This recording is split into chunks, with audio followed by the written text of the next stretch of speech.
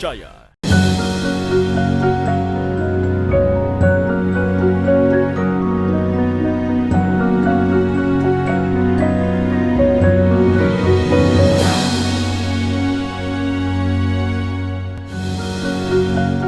Bismillahirrahmanirrahim.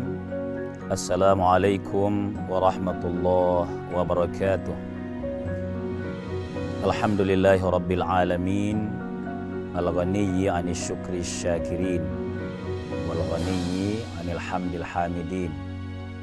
Wassalatu wassalamu ala asyrafil anbiya'i wal mursalin, sayyidina wa habibina wa maulana Muhammadin sallallahu alaihi wasallam wa ala alihi wa sahbihi ajma'in, amma ba'd. Alhamdulillah, mendalam rasa syukur kita kehadirat Allah subhanahu wa ta'ala, zat yang maha kaya dari syukurnya hamba-hambanya yang bersyukur, zat yang maha kaya dari pujian hamba-hambanya yang memuji. Jadi Allah maha kaya dari semua itu, tapi mulia bagi hamba yang bersyukur dan memuji kepadanya. Salawat dan salam atas junjungan kita Nabi Allah Muhammad sallallahu alaihi wasallam. Pemirsa sekalian, kehidupan kita yang baik itu karena dituntun oleh syariat Allah. Syariat Allah dijelaskan oleh sunnah Rasulullah sallallahu alaihi wasallam. Maka dalam kehidupan sehari-hari kita sebagai mukmin, sebagai muslim, mengenal sebagai syariat. Ini penting diurai sedikit sebab hidup manusia yang rutin itu akan lebih baik, akan lebih terarah, bahkan lebih berhasil, efektif kalau syariat-syariat Allah itu tidak hanya difahaminya secara ijmali, secara umum maksudnya, tapi kita mempelajarinya sesuai dengan waktu yang kita siapkan masing-masing secara tafsili, diurai satu-satu. Maka pada kesempatan ini kita mencoba lagi melanjutkan bahwa syariat Allah yang dasarnya Quran dan Sunnah Rasulullah SAW, pernah kita coba mengurai tentang hukum wajib dari hukum taklifi. Maka pada kesempatan ini kita akan melanjutkan tentang istilah atau hukum sunnah. Pemirsa sekalian, kaum muslimin itu masih perlu bertanya sebenarnya pada saat mendengarkan kata sunnah. Apanya Ustaz yang perlu dijelaskan? Karena kalau kita mendengar istilah sunnah, itu ada dua jadinya. Ada sunnah yang dalam artian disejajarkan dengan hadis Rasulullah sallallahu alaihi wasallam. Jadi sunnahnya Rasulullah. Ada kalau kita mengenal itu hukum sunnah. Jadi hukum sunnah yang bagian dari atau penjabaran dari taklifi yang urutannya wajib lalu sunnah. Nah, itu perlu ada dua. Perlu dijelaskan sedikit. Makna sunnah sendiri itu begini. Sunnah itu adalah jalan. Jadi seseorang yang berada pada sebuah jalan akan mudah dan selamat sampai tujuan. Itu sunnah.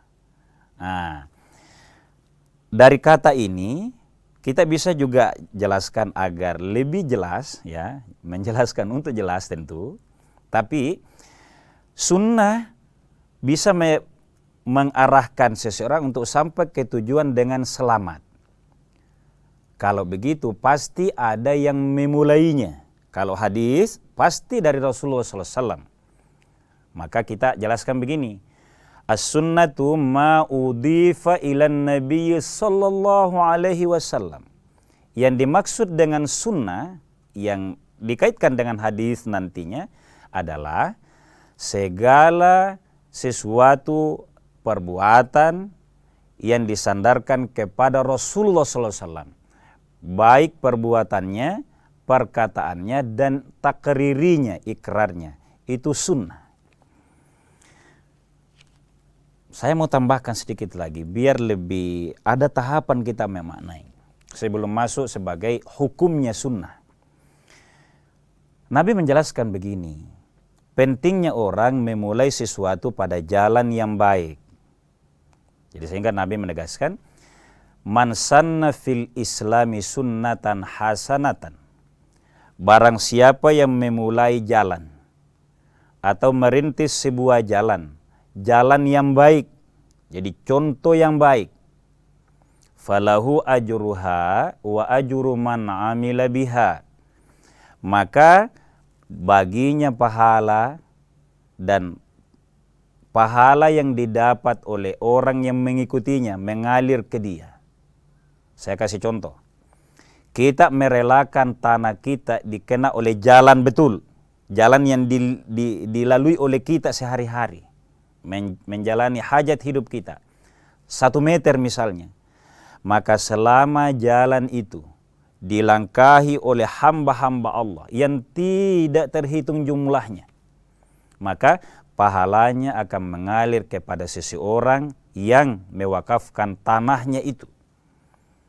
Di dunia memang kalau kita diganti rugi banyak rupiahnya, tapi pahalanya akan mengalir sepanjang masa. Itu memulai sunnah. Tapi sebaliknya, seseorang yang mansanna fil islami sunnatan sayyi'atan, seseorang yang mendahului, memberikan contoh atau merintis jalan kepada jalan yang tidak benar, jalan kiri misalnya, falahu wizruha wa wizru man amila biha, maka baginya beban atau dosa dan orang-orang yang kemudian melaluinya.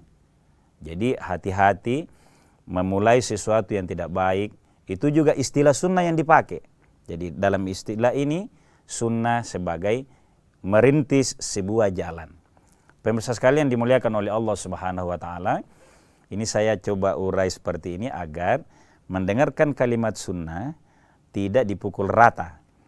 Ada makna pertama, sunnahnya Rasulullah SAW, dan nanti kita akan lihat hukum taklifi yang hukum sunnah. Kita lanjutkan setelah jeda sejenak.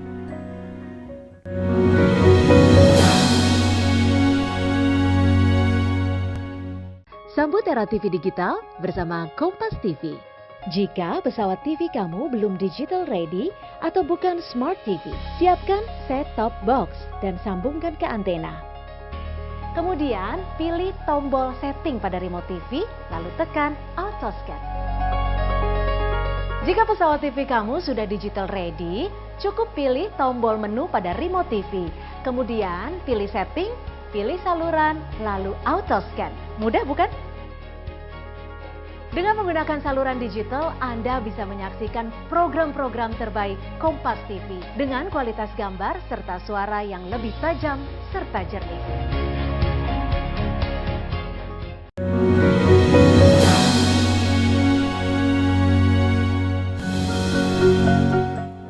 Pemirsa sekalian, kaum muslimin yang berbahagia, selanjutnya kita akan coba dalami satu persatu. Apa itu hukum sunnah? Jadi hukum yang sunnah. Urutan kedua setelah wajib.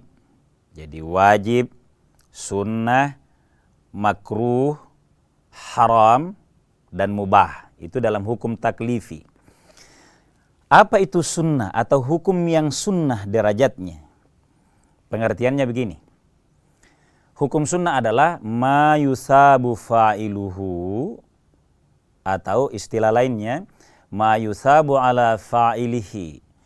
Apabila dilaksanakan maka mendapat pahala, diganjar pahala oleh Allah Subhanahu wa taala. Sambungannya, kalau yang sangat tradisional pengertiannya disambung begini, wala yu'aqabu ala tarikihi. Kalau ditinggal maka dia tidak disiksa. Itu pengertian tradisionalnya. Kurang pas. Mana pada yang pas Ustaz? Nah itu yang saya dengar dari kakek, nenek saya, ibu saya dari dulu. Bahwa sunnah diamalkan dapat pahala, ditinggalkan tidak apa-apa. Kurang pas. Yang pas bagaimana? Ma yusabu fa'iluhu wa khasirun tarikuhu. Berpahala kalau diamalkan itu sunnah atau mandub, tapi rugi kalau tidak diamalkan. Saya kasih contoh, jamaah sekalian, pemirsa yang berbahagia. Sholat duha itu hukumnya sunnah, dia bukan wajib. Hukumnya sunnah. Orang yang melaksanakan sholat duha, memang dia akan mendapatkan kebaikan-kebaikan yang banyak. Ayo kita lihat, doanya saja saya mau kasih sampel. Doa sholat sunnah duha itu kan begini. Allahumma ya Allah inna duha'a duha'uka wal baha'a baha'uka wal jamala jamaluka wal quwata quwatuka wal qudrata qudratuka. Kalau kita yang mengerti maknanya ini, ya Allah sesungguhnya waktu duha milikmu, takdir, kekuatan segalanya milikmu, alam raya ini milikmu. Apa yang dirasakan oleh hamba Allah yang menghayati doa itu? Ini baru doanya. Karena tentu kita berdoa setelah selesai sholatnya. Kita menyerahkan seluruh hidup ini kepada Sang Punya hidup. Adakah manfaatnya? Ada. Stresnya kurang. Karena kita merasa ada kekuatan dari Allah. Doa selanjutnya. Allahumma ya Allah, karena seluruhnya milikmu saja. In kana rizqi fis sama'i fa'anzilhu. Kalau rezeki saya masih di langit, maka turunkan. In kana fil ardi fa'akhrijhu. Kalau masih di perut bumi, mudahkan ya Allah. Selain kita bertawakal kepada Allah, potensi diijabah oleh Allah, sehingga rezeki kita dekat, itu sudah ada memang manfaatnya. Jadi kalau kita katakan tidak berdosa, kalau tidak diamalkan, iya memang, tapi rugi. Oh betapa di antara kita banyak rezekinya dimudahkan oleh Allah lewat kekhusyuan pada ia sholat duha. Maka saya sengaja jelaskan seperti ini bahwa pengertian tradisional itu sangat terbatas. Tidak membuat produktif, tidak membuat kita bermusabaqah. Tapi kalau pengertian wa khasirun tarikuhu, merugi bagi orang yang meninggalkan, dengan contoh salat duha ini, belum saya contohkan amalan-amalan sunnah yang lain yang tidak ditinggalkan oleh Rasulullah SAW, maka yang paling benar itu adalah khasir, merugi orang yang meninggalkan itu. Pemirsa sekalian, kaum muslimin dimuliakan oleh Allah Subhanahu wa taala. Kalau begitu Ustaz, hukum sunnah ini ada bagusnya lebih didalami sedikit. Dalam kitab-kitab klasik kita itu ya banyak dijelaskan. Misalnya dalam kitab Fathul Qarib. Ini Fathul Qarib enak sekali kalau kita coba mau mendalami fikih-fikih sholat, fikih-fikih kehidupan sehari-hari. Dalam Fathul Qarib itu dibagi seperti ini. Bahwa ada, taruhlah misalnya di sholat. Sholat wajib. Di sholat itu tidak hanya ada rukun, ada syarat, tapi ada sunnah. Nah, sunnah dalam sholat misalnya itu kita mengenal dua bagian. Ada sunnah muakkad, ada sunnah ghairu muakkad. Banyak istilah-istilah. Saya sebutkan beberapa. Kemudian ada lagi sunnah ab'ad dan sunnah hay'ah. Oh, cukup banyak Ustaz ya? Iya. Makanya saya katakan di awal tadi, ada bagusnya kita meluangkan waktu untuk selain memahami syariat Allah atau hukum-hukum Islam itu secara ijmali, secara umum, bahwa hukum Allah itu baik, ada bagusnya kita tafsili. Saya jelaskan sedikit ini. Dalam sunnah muakkad adalah sunnah yang sangat diutamakan. Jangan ditinggalkan. Nah, saya sudah kasih contoh tadi itu. Sunnah melaksanakan sholat duha, jangan tinggalkan, jangan disepelekan, lakukan baik-baik. Yang bisa melakukan ini adalah orang yang menghargai dan memaknai hidupnya. Jadi, ini sunnah muakkad, hampir wajib, ditekankan oleh syariat Allah Subhanahu wa Ta'ala. Maka membagi seperti ini sebenarnya motivasinya agar sunnah yang muakkad jangan pernah ditinggal. Ya terlalu banyak lah ya. Yang utama saya tambahkan sunnah muakkad itu selain sholat duha tadi, misalnya puasa Senin Kamis, itu bagus diamalkan. Apa bagusnya? Makin modern alat kesehatan mendeteksi penyakit, makin malah banyak yang menganjurkan berpuasa Senin Kamis. Agama yang kita kenal hanya menetapkannya sebagai muakkad. Ternyata ada makna yang kemudian terbuka oleh teknologi modern, bahwa manfaatnya puasa Senin Kamis itu sangat besar. Jadi itu membuktikan syariat Allah sudah difaham atau belum, sudah ditahu atau belum, amalkan saja. Insya Allah kita merasakan manfaat di dalam mengamalkannya. Kalau yang ghairu muakkad, jadi ini kan tingkatannya nih, muakkad dan ghairu muakkad.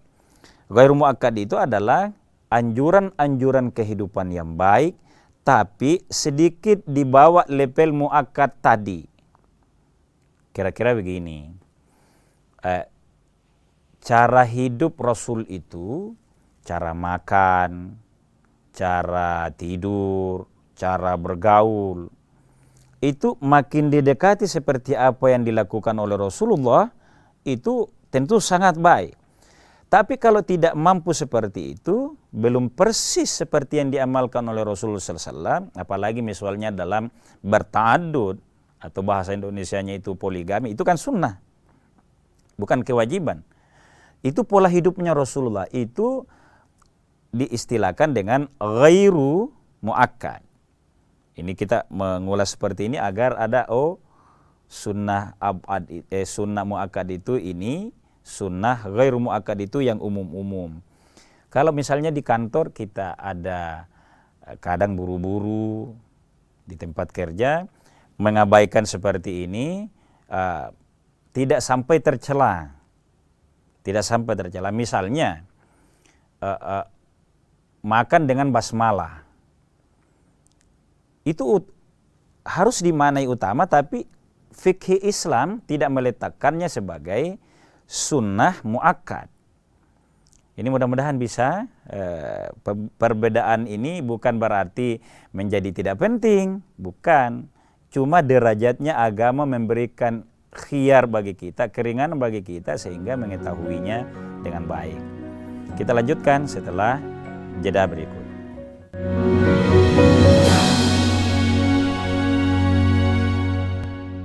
Sambut era TV digital bersama Kompas TV. Jika pesawat TV kamu belum digital ready atau bukan Smart TV, siapkan set-top box dan sambungkan ke antena.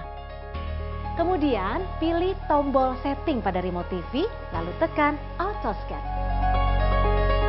Jika pesawat TV kamu sudah digital ready, cukup pilih tombol menu pada remote TV.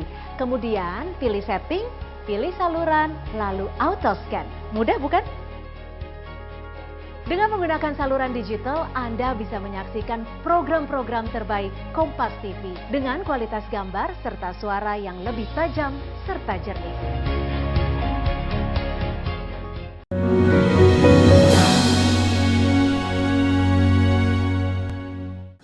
Kaum muslimin dan muslimat yang berbahagia, selanjutnya kita mengenal istilah sunnah tingkatan berikutnya.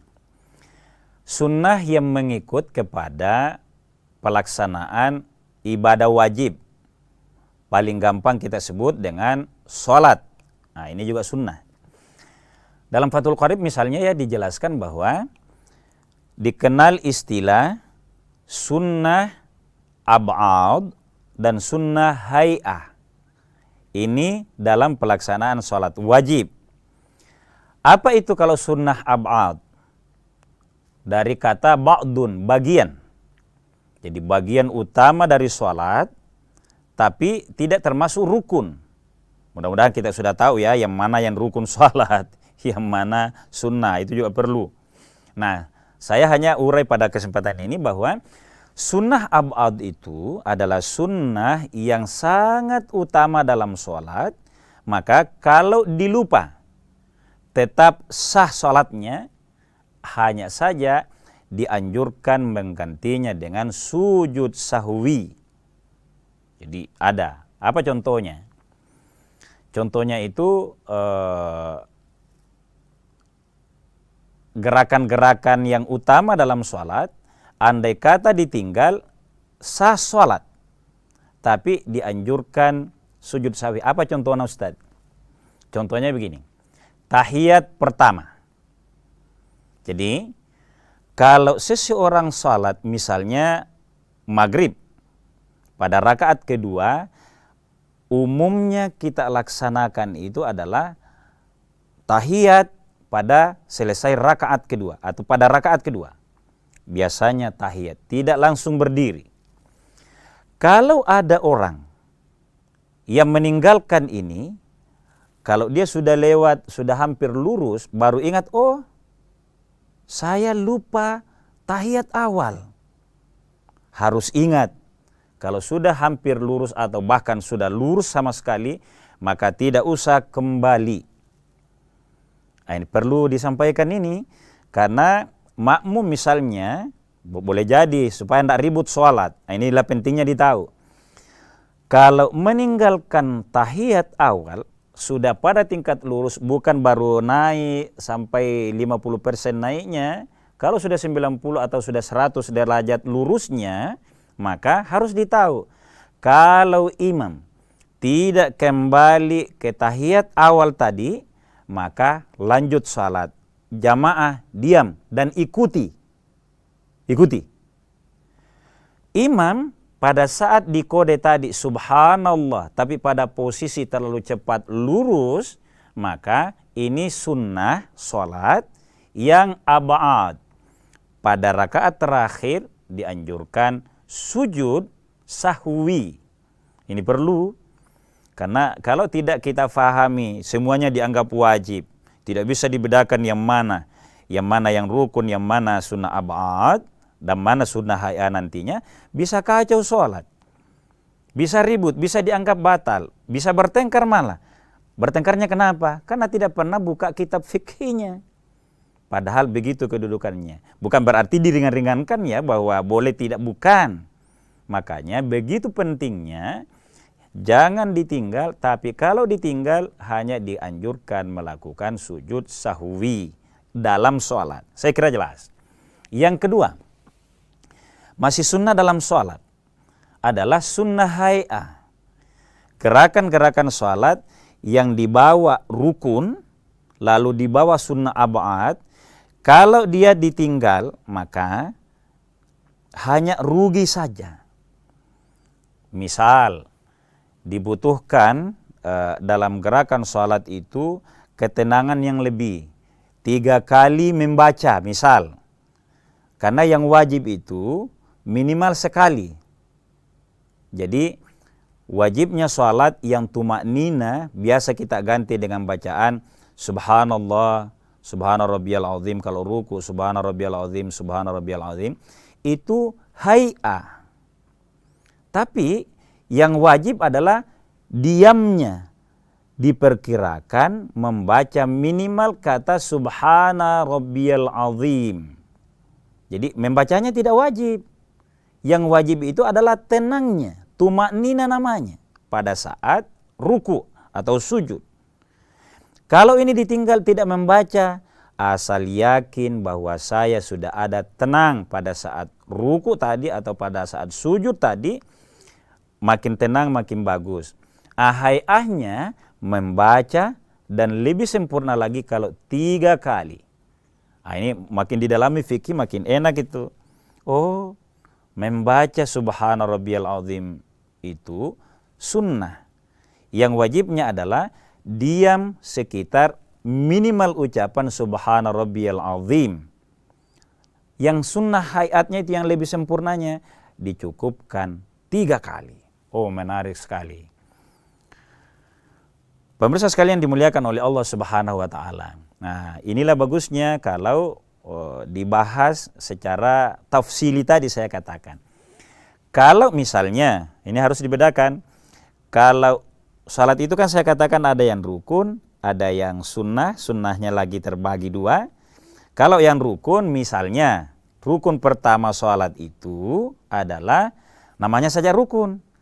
Kalau hilang kepalanya seseorang, mati itu. Nah, niat misal ini, karena dia rukun pertama dalam salat, niat itu adalah rukunnya salat. Rukun kedua adalah berdiri. Rukun ketiga adalah membaca surah Al-Fatihah.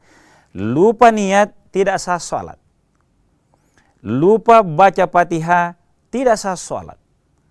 Termasuk kalau berdirinya rukun, ya saya ulas seperti ini, rukun itu berdirinya bagi, ada catatan. Itu yang pernah kita bahas tentang hukum wadha'i. Jadi ada hukum-hukum penjabaran, itu wadha'i namanya. Kalau tidak sanggup berdiri karena darurat, padahal wajib itu, rukun itu berdiri. Sama sekali tidak bisa berdiri, maka dia boleh pada posisi yang lain. Jadi luar biasa itu fikih Islam kalau difahami. Jadi rukun salat termasuk diantaranya niat, maka tidak boleh lupa niat. Tapi tahiyat awal itu sunnah ab'ad, dianjurkan sujud sahwi. Kemudian dalam salat ada sunnah hay'ah. Saya sudah kasih tadi contoh. Kita tuntaskan sedikit. Ada lagi istilah sunnah yang populer dalam Islam, namanya sunnah nawafil. Agak sama ini. Hanya saja nawafil itu adalah sesuatu yang juga sangat dianjurkan dari segi kemuliaannya. Saya kasih contoh. Nawafil itu tingkatnya adalah tahajud, ya. Nawafil dia sudah juga sangat dekat dengan wajib, tapi mandiri. Misalnya sholat tahajud. Nafilatal lak asa ayyab'atsaka rabbuka maqaman mahmuda. Itu ayatnya tentang sunnah nawafil. Intinya sunnah-sunnah dalam Islam itu ada bagusnya kita pelajari sama-sama sehingga menenteramkan hidup. Baik dalam bermasyarakat tidak ada yang salah faham, dalam sholat juga tidak ada yang ribut kalau kita bisa urai baik-baik seperti yang saya contohkan tadi. Pada akhirnya pemirsa sekalian, membahas hukum Islam yang terutama yang taklifi itu, yang 5 itu akan mengatur hidup kita jauh lebih tertib, jauh lebih sistematis, dan jauh lebih aman. Karena ada dampaknya kalau kita hanya paham Islam, hukum Islam, ada yang amalan-amalannya itu bisa dianggap semuanya wajib, kalau tertinggal atau kelupa bagi sahabat kita bisa dianggap salah, padahal tidak pada posisi wajib. Saya kira agak butuh penjelasan yang lebih jelas lagi, bahkan akan lebih bagus kalau mengurai seperti ini dalam bentuk halaqah pengajian-pengajian di masjid, karena tanya jawab langsung. Tapi melalui momen ini kita urai bahwa hukum sunnah itu tingkatannya sedemikian rupa agar bisa lebih mendalam pemahaman agama kita. Terbatas pemirsa sekalian, untuk itu saya mohon maaf atas segala kekurangan. Hadanallahu wa iyyakum ajma'in. Wassalamualaikum warahmatullahi wabarakatuh.